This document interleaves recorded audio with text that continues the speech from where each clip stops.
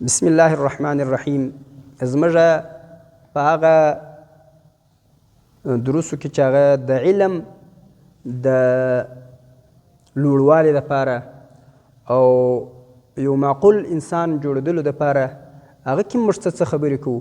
نو نن یوه خبره داسې کوو چې هغه د علمي معاشرې سره هم او د عامو معاشرتي ژوند سره هم کار لري. زه هغه تعبیر داسې کوم چې د فکر والا خلک دا ولې په مشکلاتو کې دي.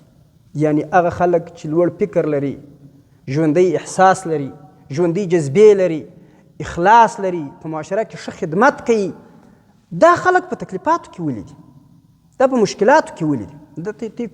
تی به دې پسې دغه وکړي چې کوم خلک څونه لوړ فکر لري، څونه د کار دی د هغونه په مشکلاتو کې دي. دا ولې د دې کومه فلسفه ده د ژوند په چار دا د دې وجوهات څه دي؟ یوه وجه دا ده چې قبل در دې چې زه وجه بیان کوم، یوه خو دا خبر واورئ چې ژوند په فطري توګه په ژوند کې څه سبقان داسې راځي چې هغه تا ته استاذ نه وایي، هغه تا ته په کتابو کې نه راځي، هغه تا ته د خلکو د خولو څخه نه در معلومیږي، که خلک درته وهم وایي ستا زده کېږي نه. څه خبرې په ژوند کې هم تطبیقي جوانب لري، هغه ستا هلته زده کېږي. ژوند به تا ته یو جټکه درکوي، تا ته به هغه شی در زده کوي.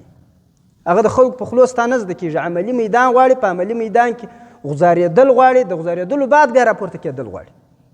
نو یو خو دا خبره ده. دویم دا ده چې ګورئ ژوند د دې د اساس، د دې د بنیاد دا پر مشکلاتو باندې جوړ دی. د ادمه تر دې ادمه مشکلات دا د انسانانو مخ ته راځي او وي به.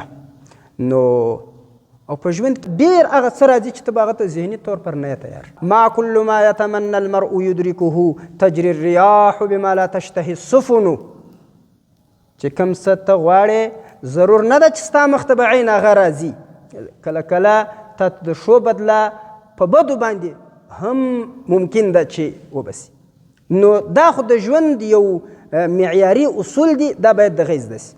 اوس خبرې ته راځم چې ولې د ښو خلکو سره بد کیږي، ولې لوړ خلک دا په تکلیفونو کې دي، په مشکلاتو کې دي. یو مشکل دا دی د ټولو ګډ، موږ لوړ امیدونه لرو. موږ څه کوو؟ لوړ امیدونه. یعنې ته فرض کړه که تا دا کار کړی چې هغه کار قیمت د 100 روپۍ لري، نو ته داسې نتیجه غواړې چې هغه نتیجه ګویا کې مرتبه په لوړ قیمت په زر وي.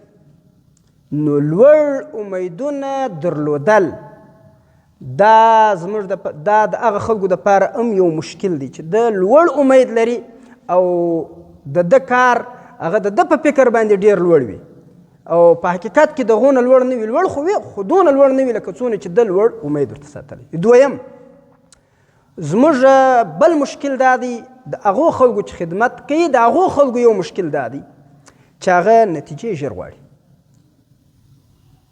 خلق الانسان من عجل. دی څه چم کوي؟ نتیجه ژر غواړي.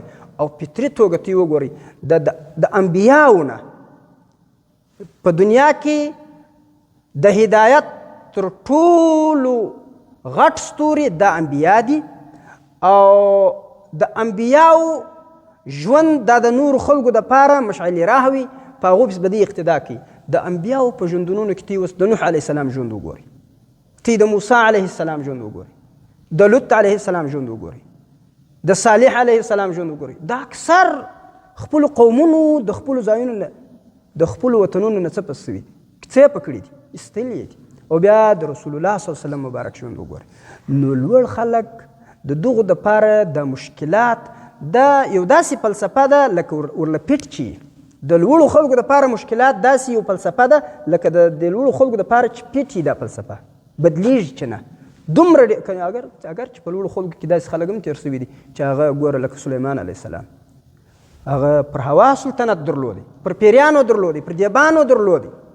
خو اکثر او بیشتر د لوړو خلکو د لوړ عزمونو والا خلک چې دي هغه د مختلفو تکالیفو سره مخکې سوي دي. نو چې اوس رول دغه دی چې کوم څوک لوړ ځي هغه به لوړ تکلیف بقدر الکد تکتسب المعالي من طلب العلا سهر الليالي تروم العز ثم تنام ليلا يغوص البحر من طلب اللآلي.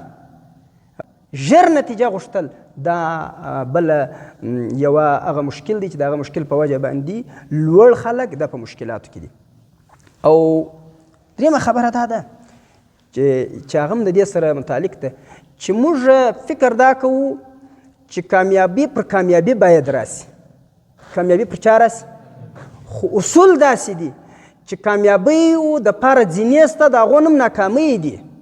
د کامیابۍ ته فرض که دا یو سقف دی، چت دی، دې ته چې کومې زینې ورختلې دي د هغو زینو نوم چش دی؟ د ژوند په میدان کې عملي توګه ناکامیانې دي. د ناکامیو نه څه زده کېږي، د کامیابۍ لارې پلټول کېږي.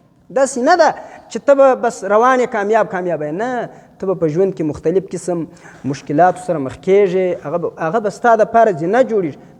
ته فرض که پر دا دیوال باندې یو سړی دا رقم خېږي، نو یو وار پر وخېږي، بل وار پر وخېږي، بل وار پر وخېږي، بل وار پر په لسم وار کې دی منزل رسېدلو ته څه په وسي، کامیاب سي. نو د دې دا مطلب نه دی چې دی په اول وار باندې بیا همت هراو کړي، بلکې د دې دا معنا ده چې د ده یو سبق داسې زده سو چې منزل ته یې وخېژوئ، خو لس سبقان داسې ور معلوم سو چې هغه شیان ول چې منزل ته یې سړی نه رساوي. زما په خبره پوه سوست؟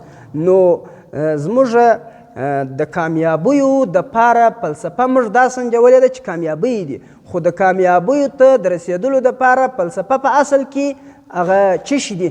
ناکامیانې دي. ناکامیانې سړي ته د ژوند په عملي دنیا کې دا شی ور زده کوي چې د کامیابانو دپاره بیا زینې جوړ سي. او بله خبره دا ده چې کم خلک چې مخلص وي او کم خلک چې د مجتمع دپاره کار کوي هغه مخلص وي، او د مخلص سړي و هر چاته امید دا وي لکه څنګه چې دی ځکه خو سړی خلک پر خپل څه چم کوي، پر ځان یې قیاسوي. او خو دا داسې نه ده. ډېر خلک په معاشره کې دا رقم دي چې هغه خلکو ته د ښو په بدله کې بد رسوي.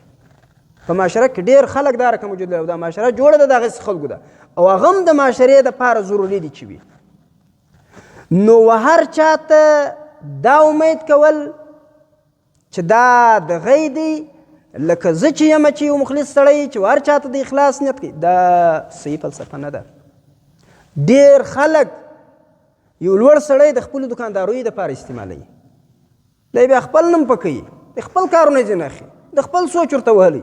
یو پوه سړی دا باید په دې پوه وي چې زه چې دلته یم زه خپل هدف لرم. ته فرض که دی په کمپنۍ کې کار کوي، دی په یو ځای کې مدرس دی، دی په یو ځای کې ټیچر دی، نو د ده څه اداره چې کومې مقتضاوې لري، د ادارو مشران، د دغه مشران، د دې اکثرو ذهنیت دا وي چې د خپلو پرمختللو خلکو نه غلامان جوړ کړي. او د یو فکري سړي، د یو لوړ همته سړي په مزاج کې غلامي نشته، دغه په مزاجو کې غلامي نشته. په دې وجه باندې د زموږ په اکابرو کې د علماو اکابرینو، د دیوبند اکابرینو، دا د ډېرو څه دا یوه نکته زما په یاد ده چې هغو بول چې کامیاب د مدرسې دپاره بول کامیاب محتمم هغه دی چې د خپل مزاج خلاف خلک په خپلو مدرسو کې برداشت کړي. دا د کامیاب محتمم علامه ده. خو د دې طبقې د دې طبقې مزاج دا دی، د لوړې طبقې مزاج دا دی چې خلک چش کوي؟ غلام ساتي. نو هغه خپل اهداف په تا کې لري، ته باید خپل اهداف ولري.